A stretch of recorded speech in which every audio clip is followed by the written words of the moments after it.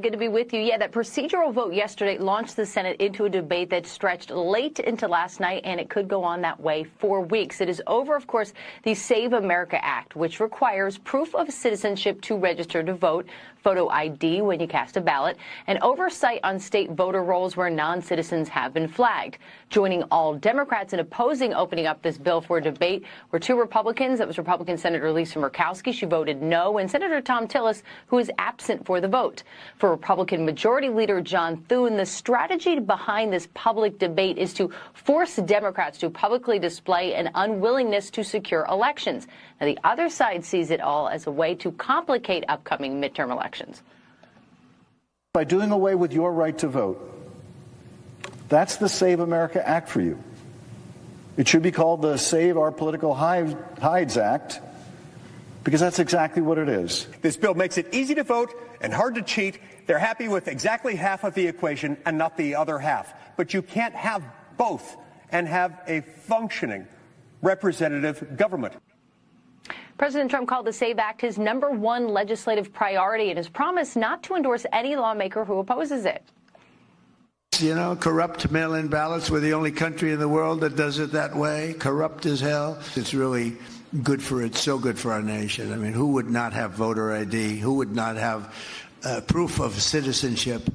And the only people who would want not to have that are people that want to cheat.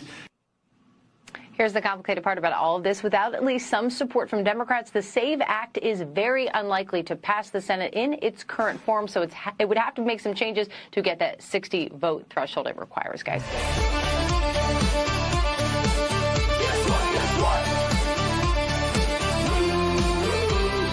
SAVE Act, save our ass. Same old crap the ruling class saves itself. But guess what, guess what? But everything will be okay. Guess what day it is? It's hump day. Yeah. Get it on. Hump day.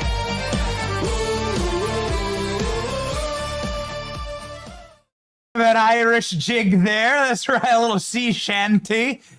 Derived from the Isles of Ireland. We were at the White House for St. Patrick's Day. I've married an Irish lass, and so I said, alas, maybe we should just go enjoy St. Patrick's Day at the White House and do a couple of critical meetings about the SAVE Act in Washington, D.C., and where we are on something that actually affects the everyday life of American people. And I think this is like a critical point, and it's like got me a little bit like, you know, hot under the collar this morning, Wednesday, March 18th, 2026. What actually matters? What matters? What is the point of all this? Why are we doing this? Why are we live right now? Why are we live every single day? Why do we work every single weekend? Why was I at the White House yesterday in meetings to try and like effort to get something passed for the American people? Why is Scott Presler hitting the bricks in the Senate every single day? Why are we constantly talking about the SAVE Act? We took 10 minutes to do a show yesterday. I was like, we get Ron Johnson and we got to we got to bully the Senate into getting the SAVE Act passed. Because the American people don't need more podcast wars. They don't need more egos talking about how important they are or how hurt their feelings are. Who cares? They didn't elect you. We're not electing Piers Morgan or Ben Shapiro or Megyn Kelly or Tucker Carlson or Candace Owens. We're not electing any of them. None of them were on the ballot. If you want to say in what's going on, get on the ballot. Who was on the ballot was Trump. We elected Trump. 3 times we elected Trump. The popular vote elected Trump. 77 million people elected Trump. All 7 swing states elected Trump. All bellwether counties elected Trump. He's a president. And I was at the White House with Trump yesterday. Because that's how you get things done for the American people. I'm done with this doomerism. And I'm also done with taking your eye off the ball. You know why Charlie's a legend? You know why Charlie is so memorialized and beloved?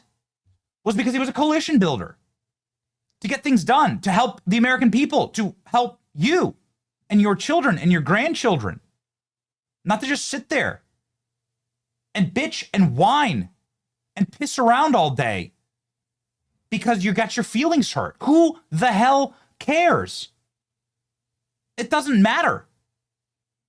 It's like, check the comment section. Check the live comments right now on the chat. It's live comments right now on the chat.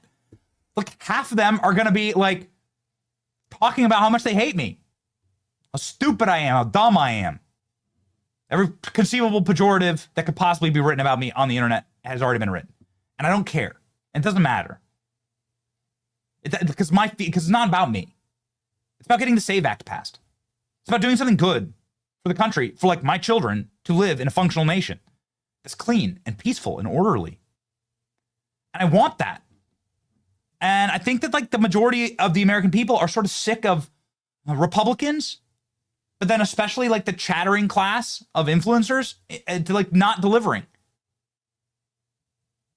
I was at the White House all day yesterday.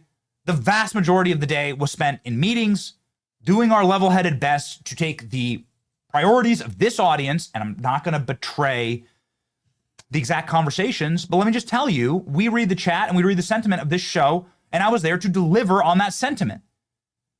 And the White House tactical team, political teams, and legislative, they actually changed direction on a number of things based on insights that I had from this audience, doing the show every single day, being online pretty much terminally every single weekend, every single weekday, every single evening, every single morning, like never stopping.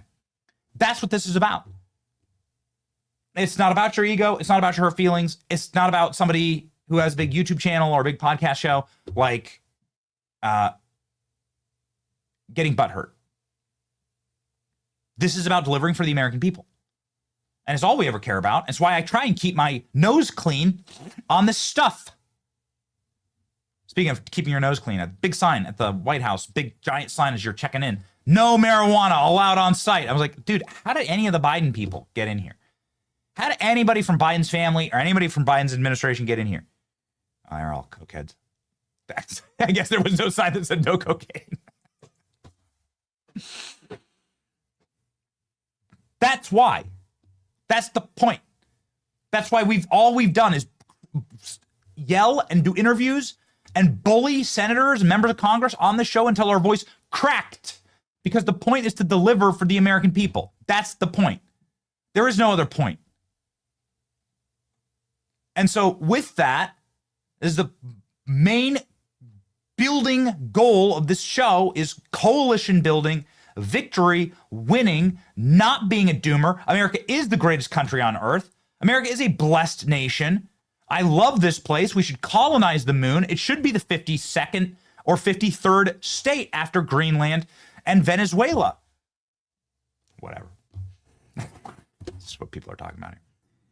I'm done. I'm done with the drama.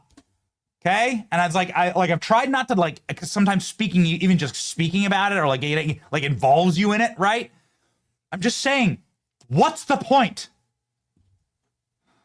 If you want to be better than the corporate media, if you want to be better than what we're trying to replace, then you have to act better.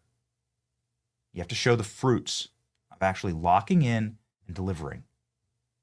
And so, ladies and gentlemen, that's what we're going to do on this program.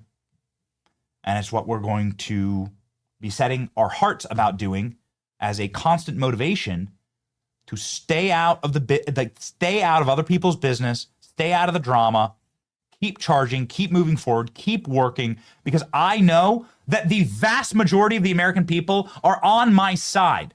They know that this moment is dire. They know we're headed towards 1,000 years of either light or darkness, depending on how we behave in this moment. We must behave with courage, bravery, and absolute clarity of mission to save our nation. Starts with the SAVE Act. Okay, so let's do the show. Okay, my name is Benny Johnson, and this is the Benny Show. Tricia McLaughlin and Carl DeMaio join us on this program. Critical victories for the American people. Critical victories for life. This is the most pro-life administration. There isn't really a remote argument to that.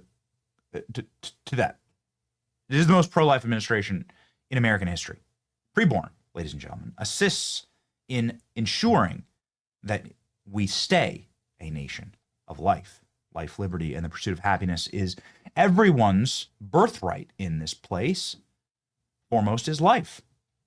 You cannot have, of course, a country filled with Americans if you are killing generation after generation. And Preborn is trying to reverse that evil and demonic trend. At Preborn Network Clinics, a woman receives what the abortion industry will never offer: compassion without pressure, clarity about the life growing inside of her, real support for her baby, when all of the hope comes from the gospel. She is given an ultrasound and space to breathe. And more than 80% of the time when a mother sees her preborn ultrasound, she chooses life. This March, Preborn is believing to help save 6,800 babies, but it will take 124 partners saying yes every single day. For just $28, you can provide an ultrasound. 140 gives 5 mothers ultrasounds. Every dollar helps save a baby.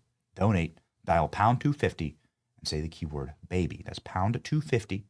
Say the keyword baby, or visit preborn.com/Benny. That's preborn.com/Benny. Okay. It was amazing yesterday because we did a series of meetings, and I was just kind of like, I was constantly being asked by members of the president's staff. You just cycle through them, Clint. Thank you. I was constantly being asked by members of the president's staff, why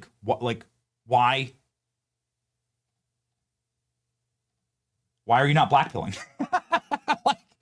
It's amazing. There's so many historic crash outs. A lot of the recent news cycle has broken people's brains. I would argue a lot of people who, of course, were never MAGA before. Maybe it's time to not let the people who abandoned MAGA or weren't ever MAGA in the first place define what MAGA is. I had a blast. We met with a number of friends. We talked strategy with a number of great people, and then we got to enjoy. Again, my wife's Irish, and so I said, St. Patrick's Day at the White House to put on an amazing spread. It was really fantastic. Probably wasn't very healthy. They had fried fish and chips and corned beef, and I had a Guinness. Oh man, it was delicious. It was great. Green Fountain was beautiful, by the way. I was very proud to be an American. Look at that gorgeous, giant American flag. Could you imagine the White House without that enormous American flag? Can we please remember why we're all doing this? We're not doing this for anybody's hurt or damaged ego. We're doing this to save America. We're doing this so that your children and my children can experience the Green Fountain at the White House, powered by the leprechauns. I did see a leprechaun yesterday. I saw Sean Spicer on my way out. He yelled at me and came charging at me. Stay back. Magical. Go find your pot of gold somewhere. Remember what we're doing this for. I do need to lengthen my tie, though. I'm going to work on that. It's what happens when you get dressed on the plane. It's what happens when you tie your tie on the plane. We popped in, popped out, talked about the SAVE Act, and we had a wonderful update yesterday on the SAVE Act. The GOP has officially voted to trigger marathon Senate fight to expose Democrats' opposition to Trump-backed voter ID bill. So we have a very good bit of news here and a massive update. Senate Republicans on Tuesday successfully launched their floor takeover to put the Senate Democrats on record against the Trump-backed voter ID legislation. It's a move to shift the spotlight from the internal GOP divisions over safeguarding America's voter eligibility, something that, of course, 80% of the country or more agree with, who are ultimately withholding the needed votes to pass the bill. Not a single Democrat will support the SAVE Act. It is a radical bill, says Chuck Schumer. And if Republicans try to burn time on this legislation here on the floor, we will oppose them as long as it takes. Okay. And it's also a culmination of the pressure campaign, Senate Majority Leader John Thune, Republican Donald Trump, conservative conference, and fervent online campaign against the bill. What are we doing this for? We're doing this to deliver for the American people. That's the point. If you're not delivering for the American people, like actual legitimate wins, then you're not going to have a movement. You have to deliver for the American people. That needs to be the only goal. That needs to be delivering actual results. I want my mass deportations. I want them. I need them. I have to have them. And I want my border wall, and I want Greenland, and I want voter ID. These are things that the American public wants. They want the total and whole focus of the United States government to be on domestic policy. That is something that I reiterated time and time again yesterday. Something that I really hope John Thune can get across the line. President Trump said yesterday at the White House. He gave a wonderful speech. It's hilarious. President Trump, totally undeterred by the moment. So let's go ahead and pop on in and listen to Mike Lee, his update. I mean, obviously, Mike Lee doing updates every single day. Must listen to. Mike Lee doing an update on what happened yesterday with SAVE Act as they moved to open up debate on the SAVE Act, a critical hurdle that was jumped by only 51 votes. Tom Tillis and Lisa Murkowski not present for the votes. So traitors in our ranks. Lisa Murkowski, of course, winning her seat based on very dodgy election laws in Alaska. Here we go. Okay, I know it's late. I've got a good excuse for being up late. I was on the Senate floor late tonight debating the merits of the Save America Act. One of the arguments that I've seen and heard made over and over again on the Senate floor and on social media and elsewhere, but including on the Senate floor multiple times today, is this absurd argument that goes something like this.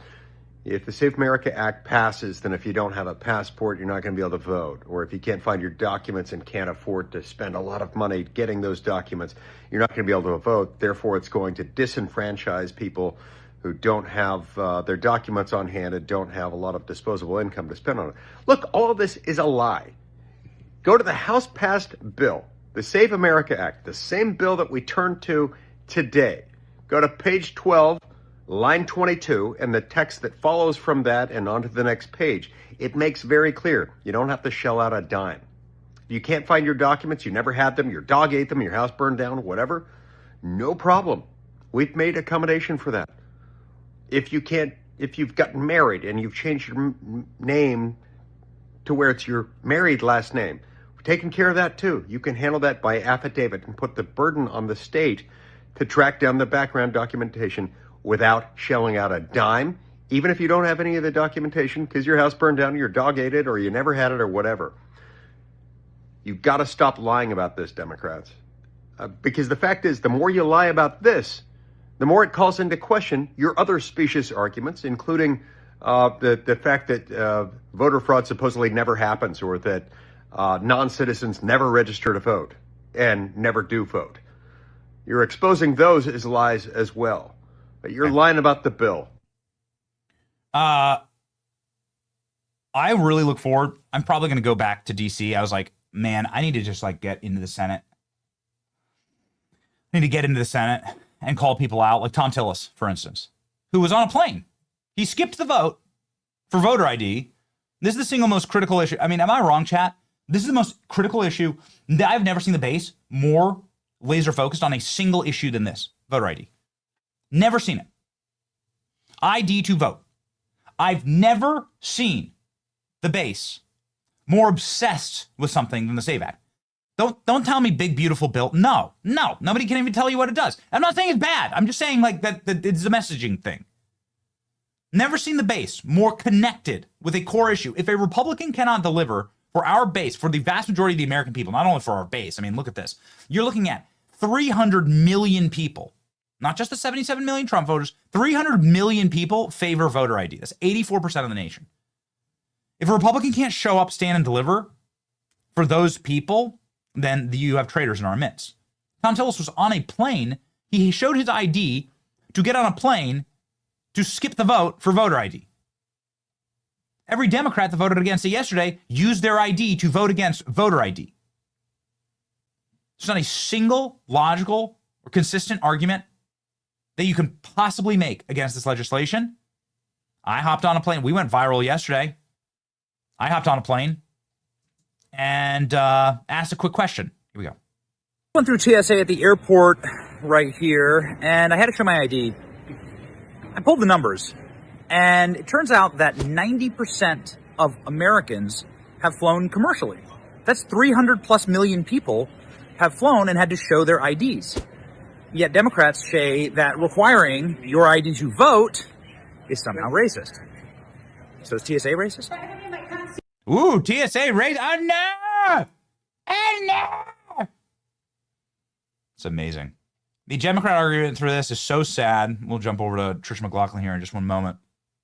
Very excited to hear what could possibly be the argument against this? Here it is. I asked my team, like, what is the argument against this? Actually, it's interesting. Republicans, even like some of the like more soft-spoken, let's just call them weaker Republicans, like John Barrasso is this doctor. Yeah, he's from Wyoming. Like this guy's not a flamethrower. Listen to him yesterday on this. It's like getting people actually like going. Let's go. 10 million illegal immigrants flooded into our country while Joe Biden was president and the Democrats were in charge in the United States Senate and House. And now the Democrats want those same illegal immigrants to have an impact on the elections in the United States. I believe only citizens of the United States should be allowed to vote in American elections. And I believe you should have to present a photo identification card in order to vote. It's common sense. You need to present a photo ID to buy a beer, to board a plane, and to do so many other things that are part of American life. Or to buy a beer on a plane. To vote. Or to buy a beer on a plane. The great number of American people agree completely with this, that you should have to have a photo ID and be a citizen in order to vote. The Save America Act is the best way to secure and safely provide elections that represent the viewpoints of the American people. Okay, it's true. Like, you never hear Republican leadership like sort of like come out swinging like this, especially soft-spoken doctors. Okay, let's get Adam Schiff here, and then we're going to bring in Tricia McLaughlin to like respond to this, because of course these are the same Democrats that have defunded TSA. I thanked every single TSA agent that I saw yesterday working at the airport. These people are working without pay. They can't pay their rent. It's not their fault. Especially at a time when, of course, terrorist threats are at an all-time high right now based on military action throughout the world and terrorist hotspots. Did they defund the DHS when there are credible reports of Iran launching a drone attack off our coast and they defund the Coast Guard? This is malevolent. They were saying that Iran was going to drone California, yet Senator Adam Schiff of California is saying here that what matters the most to him is illegal criminal aliens voting in the election. Because of course it does. Here we go. Which brings me to the so-called Save America Act. This legislation will not save anything about America, but it will destroy something precious about this country. It is not meant to empower people to determine the direction of the nation, but to deprive them of that power. Not to encourage citizen participation in government, but to discourage it, not to heal a nation that is badly divided, but to cause further division, disunion, and democratic decay. All right. Wow. Adam Schiff, and I quote, the SAVE Act will destroy something precious about our country. Yeah, the something precious is the reason why you imported so many criminal aliens. And every single day, by the way, we're tracking this. The DOJ prosecutes more criminal aliens for voting in our elections. This is obviously the goal. This is why mass deportations are completely and totally critical. Joining us right now, live, is Tricia McLaughlin. Tricia is a friend of the show, former Assistant Secretary for Homeland Security and Public Affairs. Here we go.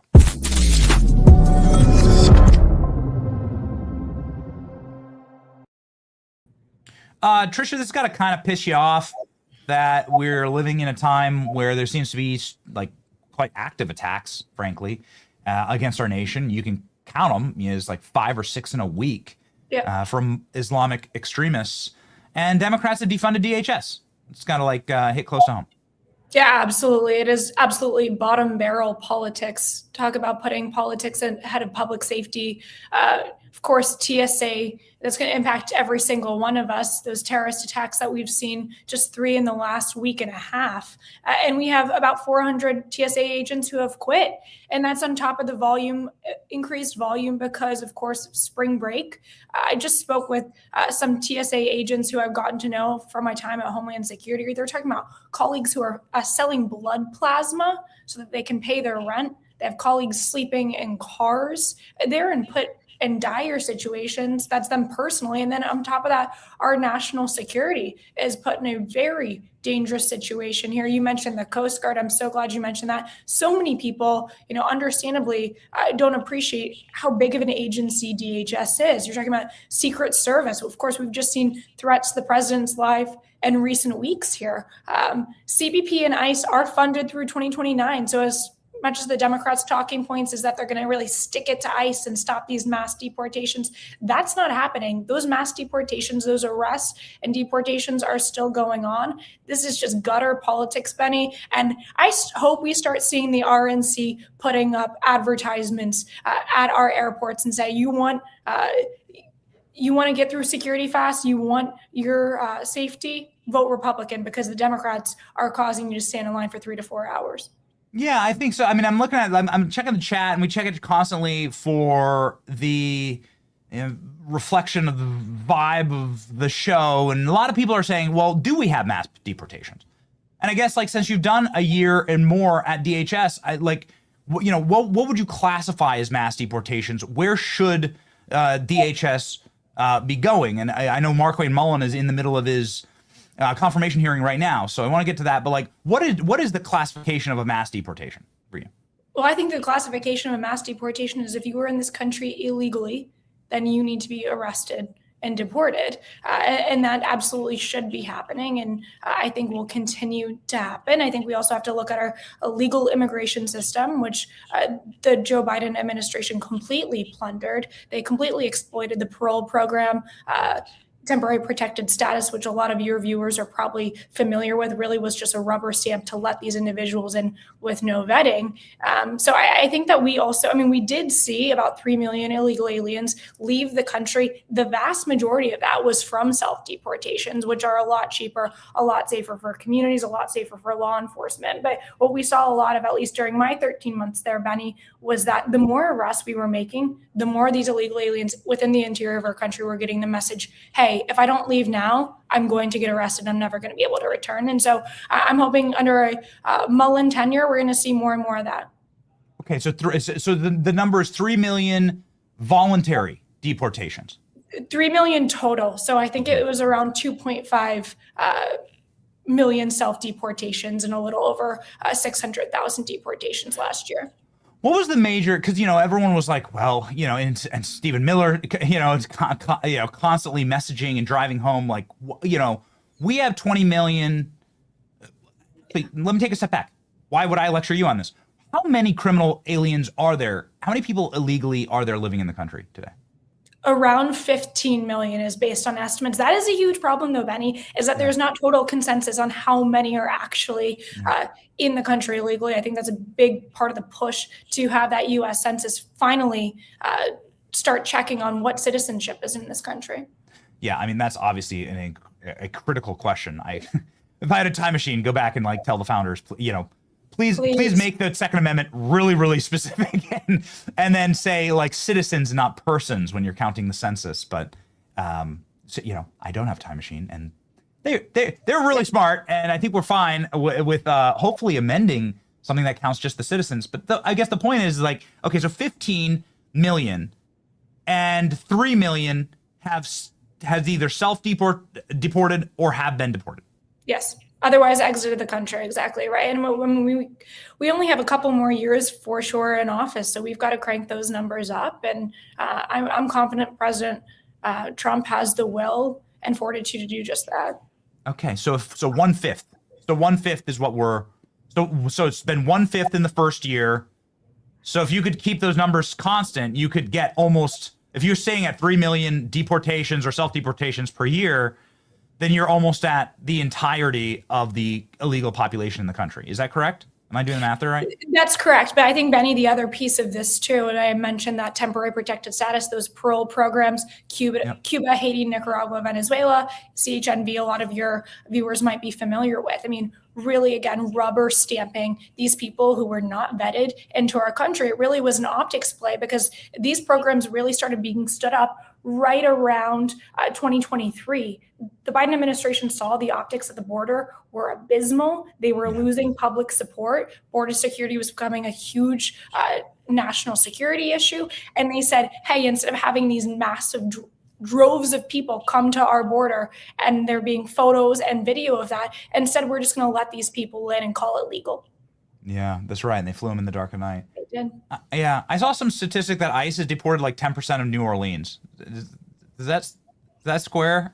I haven't seen that statistic. Okay. I mean, we did have a lot of cooperation, right, from the Louisiana governor and the state and local government there. Those 287G agreements, which basically means that ICE is allowed to deputize state and local government and law enforcement to actually carry out deportation and make immigration arrests. So, I mean, when you saw Florida, I would think that number would be even higher there, Texas as well, because of those authorities. So, I mean, those agreements, I mean, they sound very technical, but they're actually incredibly important to the safety of the country. And then on the other side, you have the Virginias of the world where under Youngkin, we saw a lot of cooperation. They were honoring ICE detainers, meaning that if illegal alien came into state or local custody, that they'd eventually be turned over to ICE once they served their sentence, and so that they could be deported. Now under Spanberger, we're not having that, even with the most violent criminals. That's a huge problem. Yeah. Okay. So I mean, obviously, this is a huge problem. Like the base, the MAGA base, and the America First movement want mass deportations.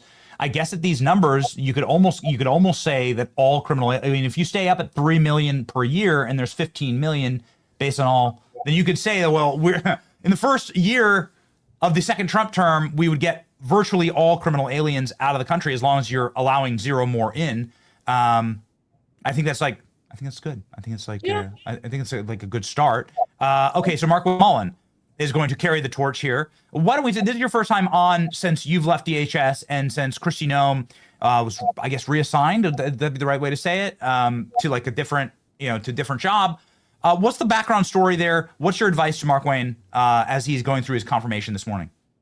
So far, it looks so good. He's doing a great job. I think he's going to be really pushed to make different commitments to, especially to every senator, but especially the Democrats on the committee, and they'll push for ending administrative warrants, stop using masks. They'll push for not you going into safe locations. So what the administration changed was what we saw in past administrations was that Joe Biden, he said, if you are ICE law enforcement, if you're CBP, you cannot go into a church, you can't go into a hospital, you can't go into these so-called safe locations. What was happening was these criminals then were taking safe harbor in these locations. That absolutely has to stop. It puts innocents, of course, in danger, and it hampers our law enforcement officers. So those are commitments that you're going to see Democrats try to force Mark Wayne Mullen to take, and he really shouldn't take the bait there. It does imperil our law enforcement, and he needs to be able to run that agency as he sees fit and talk to these career law enforcement officers who deal with the day-to-day on the ground there. That the Democrats, I mean, I don't think any of these guys have ever been on an ICE operation. Benny, you've been on multiple ICE operations, and you see what these men and women deal with day to day. There's a reason they wear masks. There's a reason that they conduct the operations in the way they do, and that's what they're going to need to be effective. Yeah, it was insanely dangerous, and obviously we've seen how radicalized and how violent the left is. They are truly a paramilitary force, unlike anything I've ever seen. They behave like ISIS, frankly, in our country, and attacking federal law enforcement. They do worse on a day-to-day basis than anything that ever happened on January 6th to federal law enforcement. It's totally allowed because of who's in power. And it's incredible how the heel turns as soon as Democrats get in power. If you were to behave like this against federal law enforcement with Democrats in power, of course, it'd be 22 years in solitary confinement. But they're protecting their own, and we know that they're going to do this. And it's like something, I guess, okay, so Mark Wayne Mullen, I haven't been following. He's live. They're live right now. Do we have a live feed of this, by the way, team? Like, do we have a live feed of the confirmation hearing? Because I think it's going to be critical. Mark's been such a great friend of the show. We did go out with Kristi Noem on a number of different trips and do a number of different things. Obviously, mass deportations is critical to the core of the MAGA movement, and it was important to tell that story. What happened? there at DHS? Like what what was the big, what was the reassignment? What's the behind the scenes story? Yeah, so I wasn't there. Many of you might remember it was in February, earlier February, I had left, departed DHS. I was there for 13 months. State was supposed to leave in December, really, January. Really goal for my family and I is to start a family, and that was going to take precedence to get back to Ohio. But I stayed on in the wake of the Minnesota shootings and kind of the what happened, the events after. As far as the conversations between the president and Secretary Noem, he makes the best personnel decisions for that moment. She has an enormous job that is an incredibly difficult job. There's 23 component agencies underneath the Secretary of Homeland Security. I mentioned them before. TSA, FEMA, which, by the way, FEMA is a monster in itself. Surely the bureaucracy there, the undermining there. There's also CISA. A lot of people are not familiar with, but it really hardens our infrastructure, especially we've talked a lot about the Save America Act. That's essential when it comes to election integrity and safeguarding those systems. And then, of course, there's CBP, ICE, WMD, weapons of mass destruction. So it's a huge agency. She had an incredibly difficult job, worked incredibly hard, but I'm really, praying and wishing for her success in this next role that President Trump gave her. Yeah. And so Mark Wayne, okay, so here's the live shot. So we have the live shot here of Mark Wayne at the hearing. Based on what you know, and of course you've been operating at the top levels of DHS, like you just said, don't let Democrats sort of cow you into some of these niche issues. DHS is obviously defunded right now. I presume that when Mark Wayne comes and is confirmed, and it sounds like he's going to get confirmed. Democrats are already saying they're going to vote for him. What would be beyond the niche issues like masks or no masks, beyond those, what's your broad stroke advice to Mark Wayne coming in? Because obviously what needs to be said to the base is we promise mass deportations, 3 million a year gets us to the 15 million number. We have mass deported all criminal aliens in our country. That's what the base needs to hear to tick the box. What's your message to Mark Wayne Mullen to get that done? Yeah, I think that he really has to focus on self-deportations. How do you make that carrot so appealing to these illegal aliens that they get the heck out of the country, and you can make sure that they don't come back? The most untold story, I think, of this administration has been that border security. He's got to make sure he keeps an eye on the southern border, he doesn't lose sight of that, as well as the northern border, as we were seeing increased activity there in 2025. Yeah, all of these senators in this hearing, it's 3 to 4 hours. They're going to be trying to get something out of him, some sort of commitment to an investigation or some sort of commitment to their state specifically, whether it be FEMA or TSA or otherwise. So he's got to stick to the Highline vision. And also, he can't forget, there's an audience. Of course, this audience of this panel of senators who are going to confirm him, but this is President Trump's vision. This is President Trump's number one issue was mass deportations. Yes. He was partially elected on that issue. I would say he's largely elected on that issue. And to your point, Benny, this is going to have huge midterm ramifications. The base wants and demands mass deportations, and that's something that has to be delivered, even if, the right of center senators and the leftist media is going to fight every day, as they did under Secretary Noem's tenure, to prevent us from doing that. Yeah, I actually care a little less about criminal illegal aliens voting in my country. I would much rather them just not be in my country. You're gonna get rid of the problem of illegals voting illegally if there's none of them here, if they're not here, if they're gone and back to where they belong and where they came from. So it's wow, that problem kind of fixes itself. It's it's not even a problem if they're gone. They're not here to vote. Yeah. Yeah. Exactly. Okay. All right. Cool. So a final parting question, because it is a great booking to have you on while Mark Wayne's here. I am howling looking at John Fetterman in his hoodie. When they zoom out, chat, you can see John Fetterman just sitting there in his Carhartt, his head down on the desk. It's funny. What would be the thing that you okay, so you just talked about, there he is. All right. You just talked about the asking you to be a little self-reflective here. This is it is a massive organization. DHS probably would be the last place I would want to be in the government, just because of just the enormity of how much structure there was there. We were at the White House yesterday. It was like the guy who was in charge of, Sean Curran, was there. There were various other functionaries of federal law enforcement there. Like, dude, this is like a really tough job. What is it that you wish you knew going in? Like, what is the piece of advice you wish you had going in at DHS that maybe we could carry on with Mark Wayne, since we text him virtually 5 times a day, every day?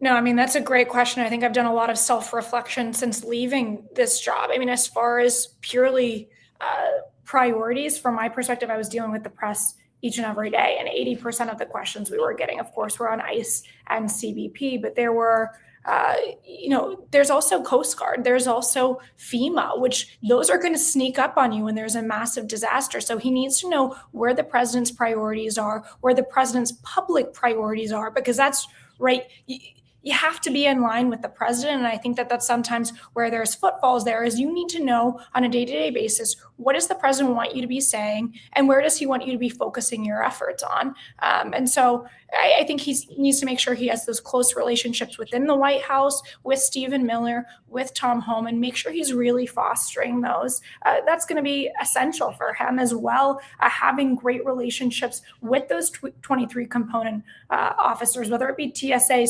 CBP, ICE. He's not going to be able to micromanage all of them. And so it's going to be essential. He's going to be able to upward manage and manage his agency itself, and really echoing what the president wants and what the American people voted for the president on.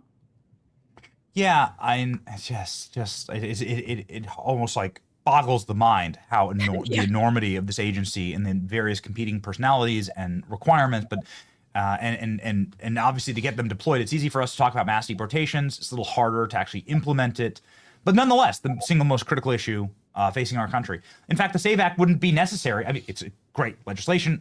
All we do is talk about it, but like, it wouldn't be necessary if you didn't have so many damn illegals in this country. Like, because you just assume that the only people. When you and I were born, like I was born in the 80s, it was just kind of like the basic assumption that only Americans voted in our elections. Of course, you would think twice. Yeah. So you bring 30 million illegal foreigners here, and then you have to have the SAVE Act. Yeah. Okay. So tail wags the dog. Trisha McLaughlin. Everybody follow Trisha. Thank you so much for popping back on. Obviously, and what a wild time we're living through. I can't wait to see how Mark Wayne does in this hearing. Me too. We'll root for him. All right. Hey, thanks, Trisha. Thanks, Benny.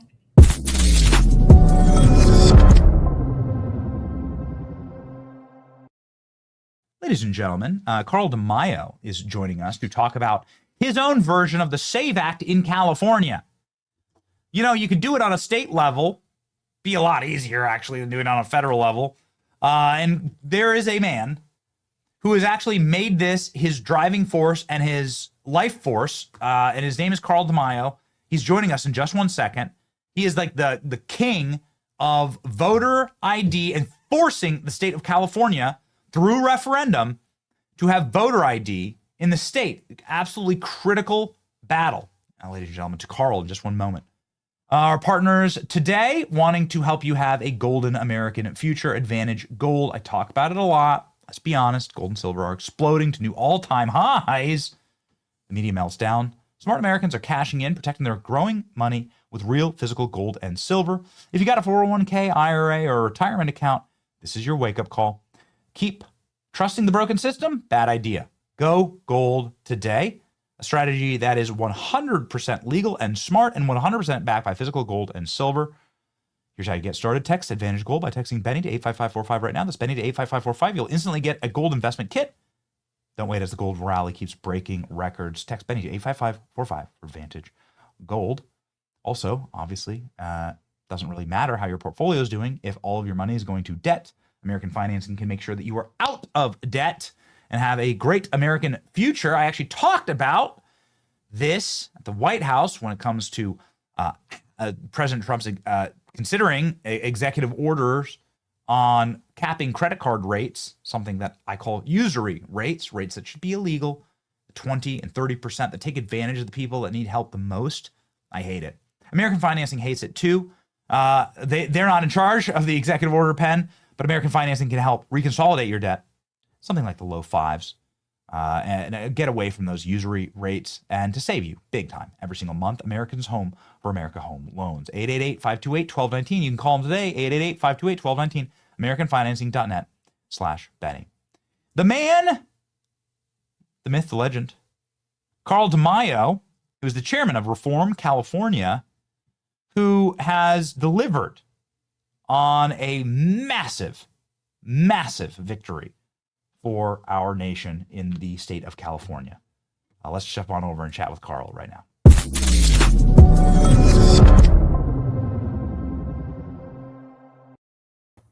Carl, you absolute madman. You've done it. You total legend, you.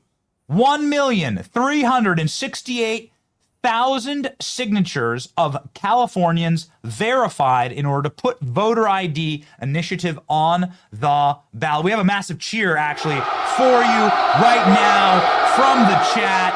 You actually delivered on your own California version of the Save America Act. Of course, it gets put up to a vote next. Congratulations, Carl.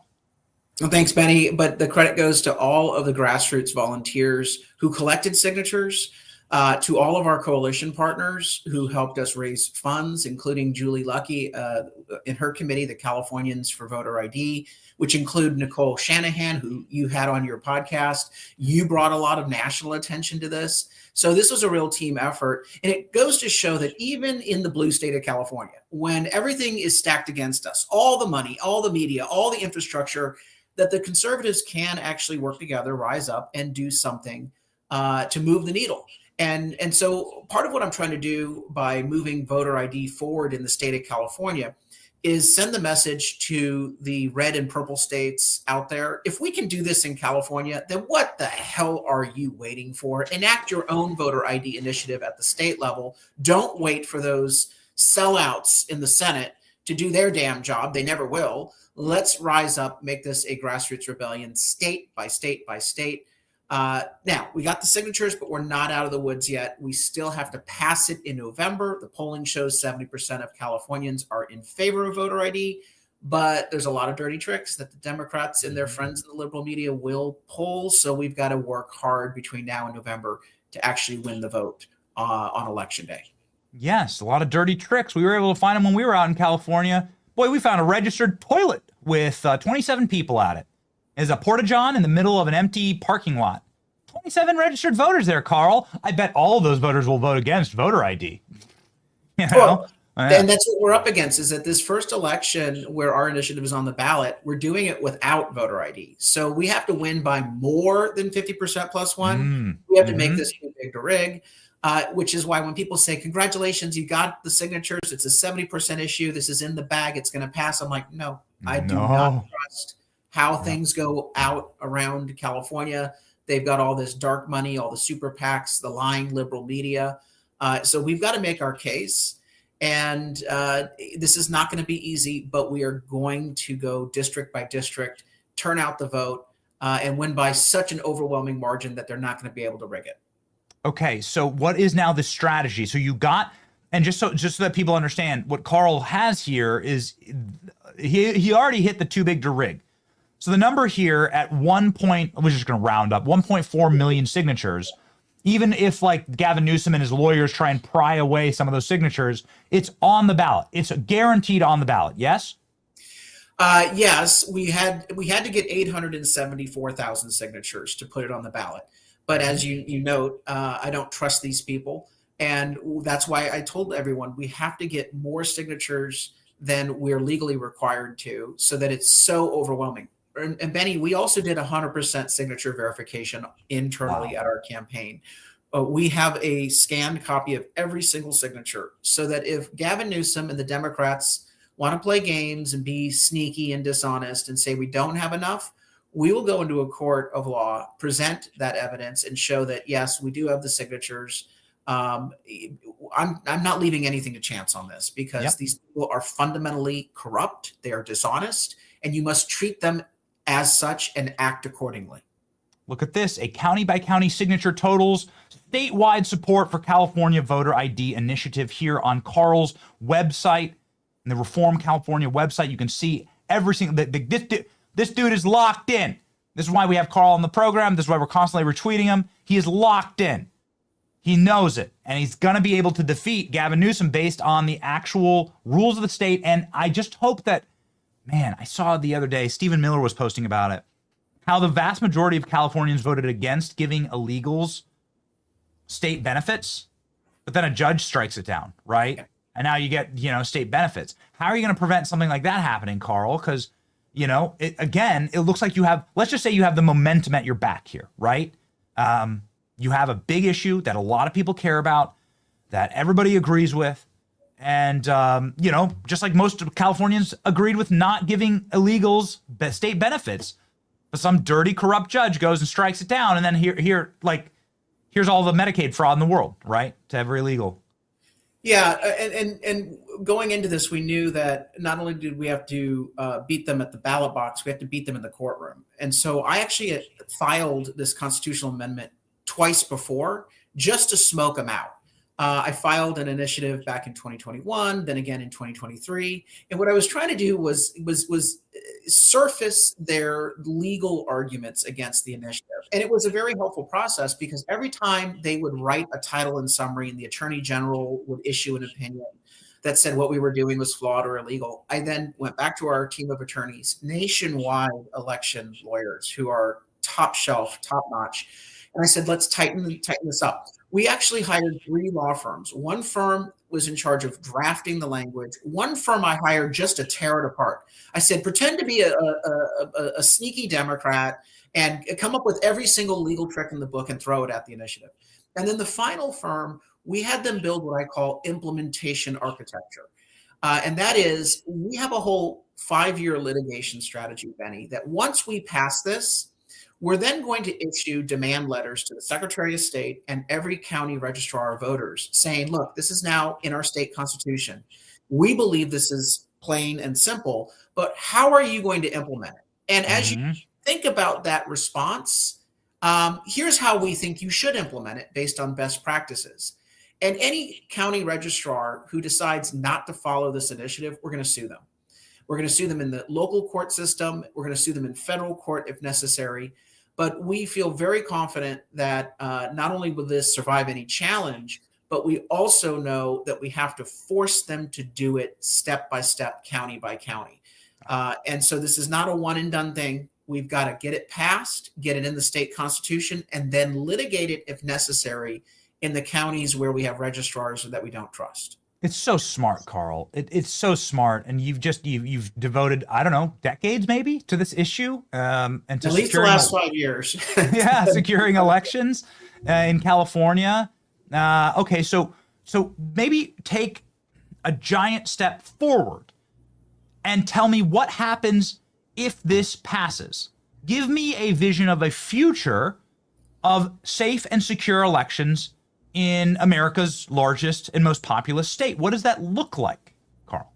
So we actually broke the challenge into 2 steps because when you look at elections, people say, well, let's just get voter ID.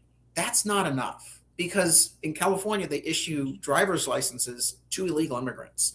So you need to have more than just voter ID. You have to start first with cleaning up the voter rolls. And that's why we require, number 1, citizenship verification of anyone registering to vote, as well as an audit of the voter rolls by the independent state auditor. And that audit will happen every 2 years on the off year before they use that list to mail out ballots. We spent a lot of time listening to voters. We listened to Democrats, independents, and Republicans. And while it's frustrating, a lot of the Democrats and the independents, and even 40% of Republicans in California, they said they liked the convenience of mail-in ballots. I don't like mail-in ballots. I actually like going into the polling center and pulling a paper ballot and casting a vote. But remember, Benny, we've got to win this at the polls. And so what we did was we said, okay, if we keep mail-in ballots, how do we make sure that we have an ID requirement to verify that the person who is registered to vote actually mailed that ballot back? And it's really simple. You require the last 4 digits of a government document, a government ID associated with that person, as a PIN. We all know how to use PINs on our ATM card and various things throughout life. So we created a system in our initiative that said, if you don't use a photo ID in person, if you want to use a mail-in ballot, you have to first register with the county registrar of voters and say, here is the document I want to use. And it could be your license, it could be a voter card, it could be your social security card, passport. But the voter would have to proactively say, this is what I want to use as my PIN. So anyone who's no longer alive or no longer lives in the state of California, what happens? They're not going to contact the registrar to proactively select a PIN. That registration would then be moved on at least a mail-in ballot basis to inactive. And that's very important because there's a lot of people, 2 million people have fled, the better word is fled, the state of California. The corruption, the high cost of living. In the last 6 years, 2 million people have moved out of the state, but guess what? They still receive ballots to their old address because no one is removed. Those ballots would basically be rendered inactive. And then we also require that PIN match, obviously, before the mail-in ballot is counted. So the first part of our initiative is tightening up the integrity of who's registered to vote. Are they a citizen? And are they actually the person that they say they are when they're casting a mail-in ballot? The second part, obviously, is the voter ID requirements. All of these things are best practices. And when our opponents showed up at our press conference last week, when we turned in our signatures, they showed up with signs that read, voter ID equals racism. And I said, well, you better tell that to the Black and Latino voters because they support voter ID by wide margins, a supermajority. So that dog don't hunt. The other one was voter ID equals voter suppression. And on that one, the most important thing to point to is that in states that have enacted voter ID, participation has actually gone up, including amongst minority voters. If you take a look at Georgia and some of the other states that moved to more robust election integrity requirements, voter participation increased in the election right after those reforms were enacted, including amongst minorities. And then finally, here in California, in the focus groups, we heard time and time again from women who said, when I registered, it was before I was married. I don't know what my signature looks like because we have this inadequate, loosey-goosey system of signature verification on mail-in ballots. We did an audit in 2022 showing that the counties actually do not do signature verification properly or consistently. But a lot of voters feel as though they can't vote because they don't remember how their signature was 20 years ago, 15 years ago when they first registered, or they've since married. So the argument that the Democrats are making about married women actually is the opposite. We are the antidote. We actually fix the problem of low confidence and concerns about signature matches by doing away with that requirement. Now you don't need to match your signature. You don't have to remember whether it was your maiden name or something else. It's simply the 4-digit code, last 4 digits of a government document that you can select. You can change it at any time. It's super simple. So it's the Democrats that are practicing voter suppression and reducing the confidence in our elections. And we're going to make that case in this campaign. And for the life of me, I cannot understand why U.S. senators can't be making this case right now on the U.S. Senate floor. It's as though they don't even want to win the argument on citizenship verification and voter ID. They're letting the Democrats literally run roughshod on the messaging war on the SAVE Act.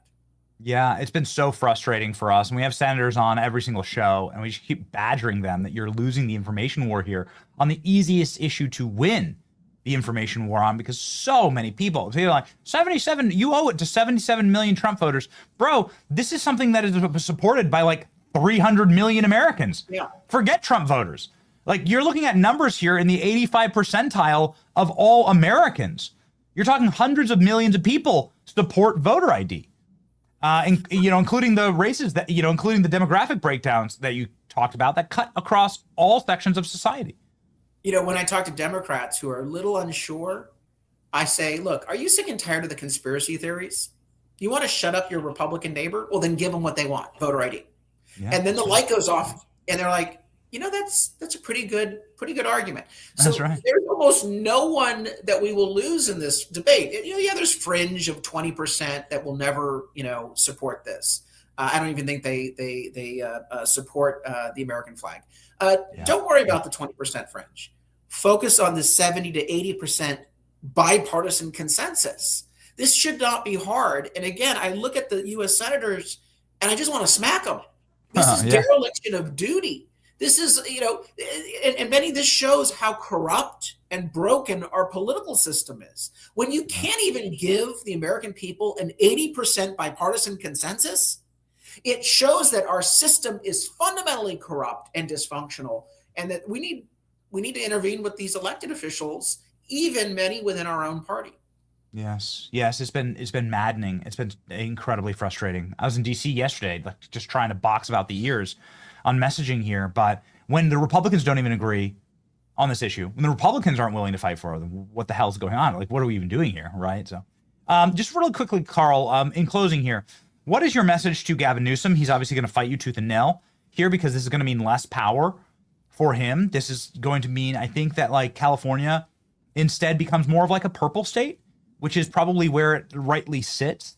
If everything were done sort of fair and equal and same, California would just kind of be like a swing state, right? Eventually, I mean, part of what I'm trying to do, and this is I have to hold the Republican Party of California accountable for its ineptitude and its lack of courage, lack of principles. They've sold us out for 20 years. They haven't organized the fight. Let me just say this right now on your show.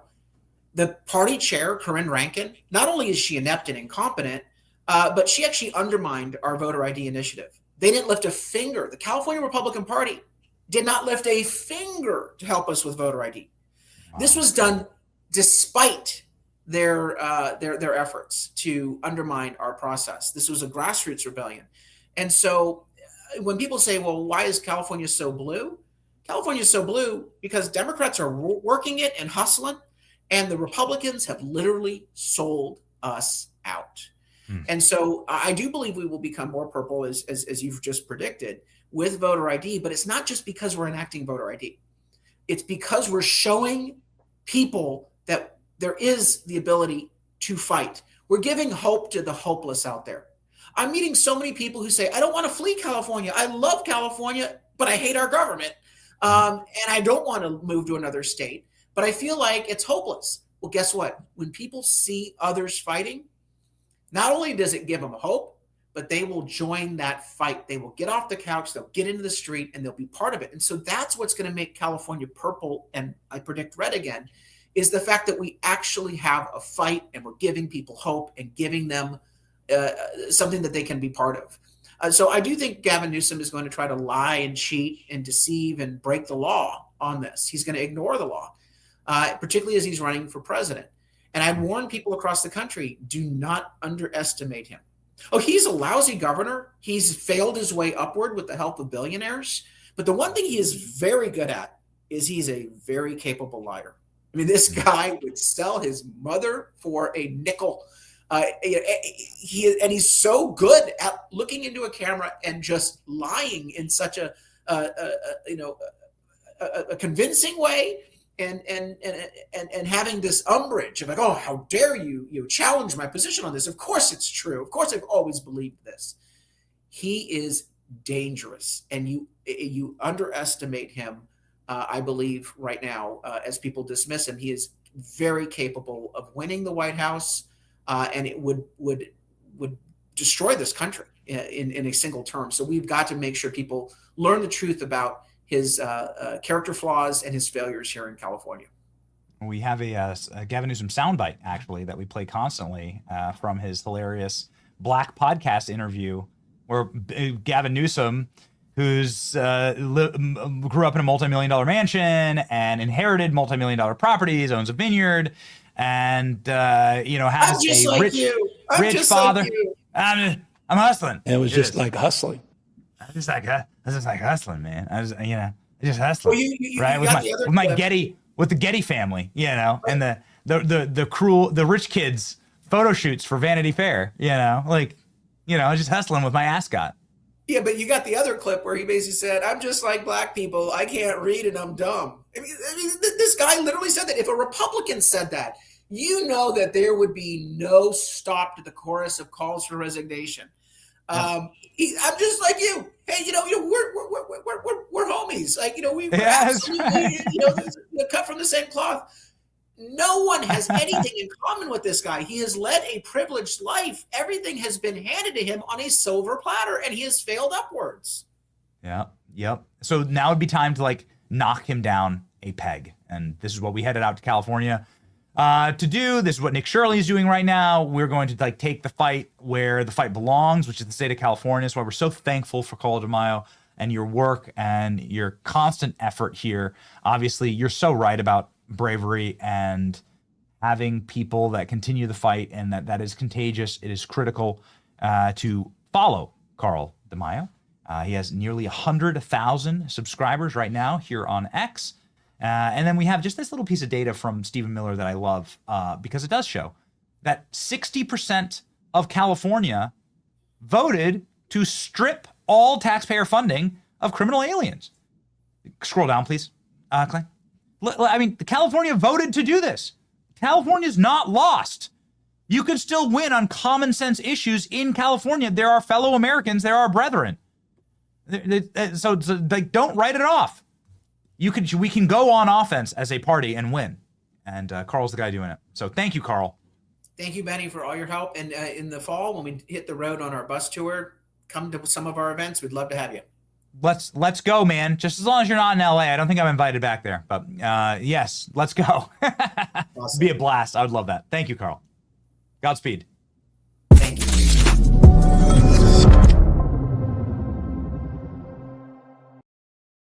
Abysmal Oscars TV ratings revealed. After Snorefest Awards ceremony, the Oscars had an absolute wholesale collapse. A 67% collapse in viewership from 10 years ago, down 9% from last year. This, of course, shows kind of like a really nice hookend to how worthless California is, how worthless the propaganda economy of California has become, how they're literally hanging on to the vapors with every single passing billionaire or trillion-dollar company that leaves California. The capacity for them to project power diminishes. The capacity for Hollywood to project power has all but been ground to powder. The Oscars will now be on a live stream on YouTube. Hey, no hate, but we're new here, all right? You're the Oscars. You've been around for 100 years. This is the 98th Oscar. And the reason we care about it is because it is actually a signal of the waning power of the system, the deep state, and those who wish to control us. And that's a very, very good thing. And it's something that, Elon Musk this morning had a great tweet. I don't know, Alex, you got it. What did he say? It's like an insult. It's an insult to win an Oscar these days, right? Elon Musk's it actually is actually something that kind of funny. There was a roast about Kid Rock having an alternate Oscars down the street. Like you can go to the Kid Rock Dave and Buster's Oscars down the street. Well, the Kid Rock halftime show did more views. Winning an Oscar has become an embarrassment, says Elon Musk. The Kid Rock halftime show did more views, reached more households than the Oscars. In fact, depending on what number metric you use, the Kid Rock halftime show did twice as many or 3 times as many views or reached as many households than the Oscars did. So you played yourself, right? Whatever. Insert DJ Khaled meme here. You played yourself. Oh, man. This is a fun and wild time. Could we flip California? Don't ever black pill. Don't ever doom. Ladies and gentlemen, good things await, especially if you have masa chips at your dinner. Masa chips is the chip of the Johnson household. We talk about them a lot because, as soon as they get, as soon as we get our hands on a couple bags, they're gone. Poof. You get little hungry kids. They have their favorites. They have the things that they want. I'm not raising picky kids. There are little things they're allowed to have during the day. Beef jerky, is one of them. And masa chips are the other. And they just love these and they're good for them. 3 ingredients: salt, beef tallow, and corn, and that's it for the masa chip. Man, it's so good, and it leaves you feeling good because you're not jamming your arteries with a bunch of chemical sludge. It's literally indistinguishable from the fuel you put in your vehicle.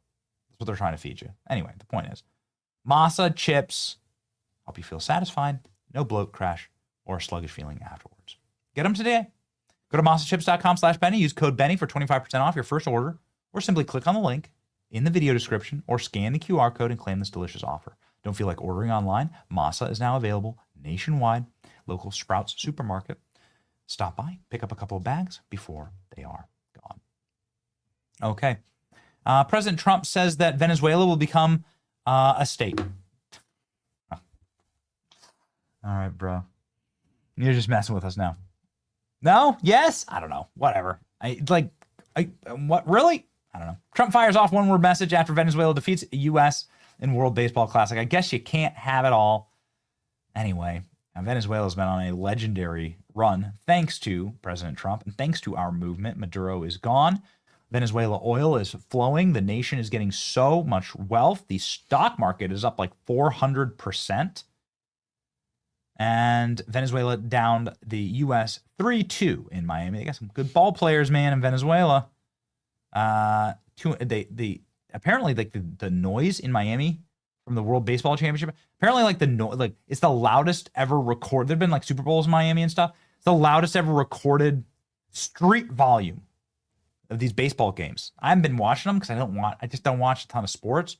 I love Team America, but just is what it is. All I do is work.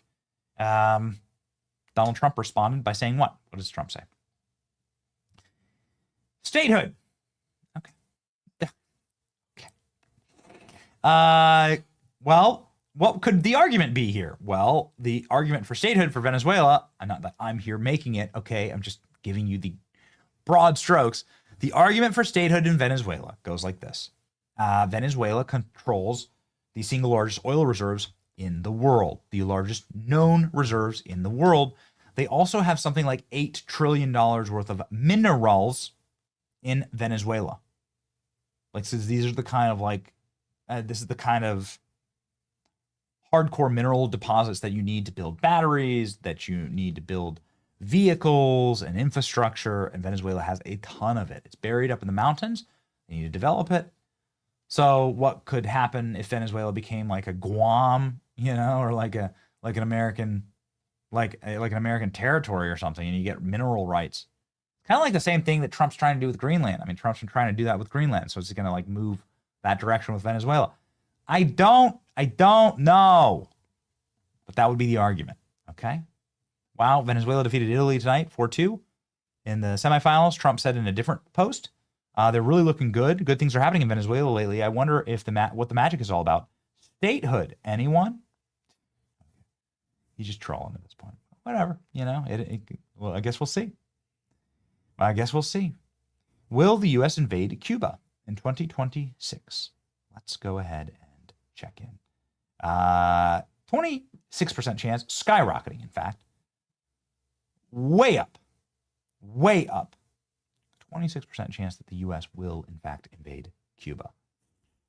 Boys, we're cooking. That's one I can get behind. I will always admit to you my biases. I will always tell you where I'm coming from here. I will always tell you like what I care about. Top line is for my American children to be able to live the American dream, and for your American children to be able to grow up in a safe and clean, prosperous, and functional country where the potholes are fixed, the bridges are strong, where the buildings are being built, and people have access to housing, the middle class. People have access to a life in their church, a future. That's all I care about. And partly, sometimes you actually have to pair that vision with getting rid of your enemies that live directly off your border. This is the problem with the Iran excursions, is that Iran isn't particularly close to America, but Venezuela was, and they hated us. And so is Cuba. Cuba is just one of those places that if it had the right guidance, could be one of the most prosperous nations on earth. And it's 90 miles from where we're doing our broadcast right now. I live in a neighborhood packed with Cubans. The regime is in wholesale and total collapse. I think this is night 2 or 3 of complete blackout. They have zero electricity. They're having to now cook with like firewood to make bread. And while that sounds like fun and wholesome, like it's actually terrible if you're trying to sell bread. You don't have any electricity. So it's in wholesale collapse. I think that the regime will collapse without Trump even firing a bullet. But I would want that, like big time. I would want that. That's something we've been waiting to happen for a long time. Marco Rubio, Cuban descent, is somebody who is, I think, on it. Might be growing out a beard, getting his cigar chomping ready, getting his little green fatigues ready. But looks like there's a chance. Okay, so you're saying there's a chance. I'm saying there's a chance of a verse of the day every single day on our program, Philippians 3 for today. I press forward on the goal to win the prize for which God has called me heavenward in Christ Jesus. Philippians 3:14. I love this series of Bible verses that we've been going through because like day after day, it's about like continuing forward and despite setbacks. And setbacks have happened to the America First movement. Setbacks have happened to MAGA. There have been a ton of crash outs. Nobody promised that this would be perfect. It's definitely not easy. Trump was just shot in the head less than 2 years ago. Trump shot in the head. Charlie was shot and killed live for the world to see. Man, it's been actually really tough. And you read your Bible and you realize that that's what the Bible promises, that like life is tough. We live in a sunken world. You're going to need Christ. You're going to need something outside of the disappointments of this earth. And there are a lot of them. And they come in waves.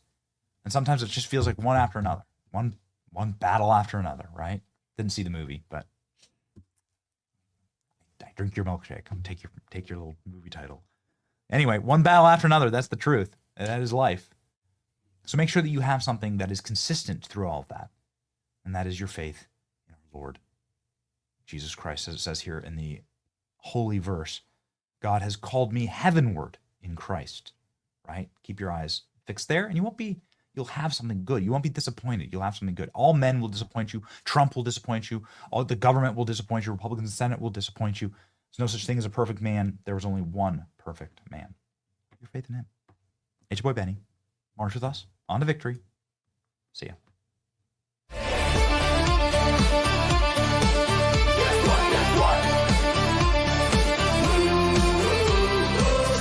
Save our ass. Same old crap the ruling class saves itself. But guess what? But everything will be okay. Guess what day it is? It's hump day. Yeah. Get it on. Hump day.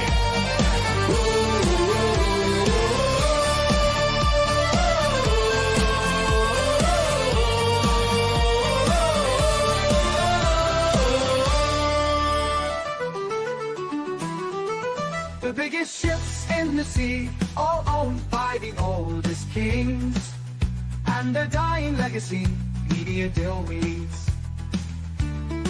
Soon will the Benny Show come to mind, the salt from lives for fun. Leave the gold and bring the gun, we sail for #1.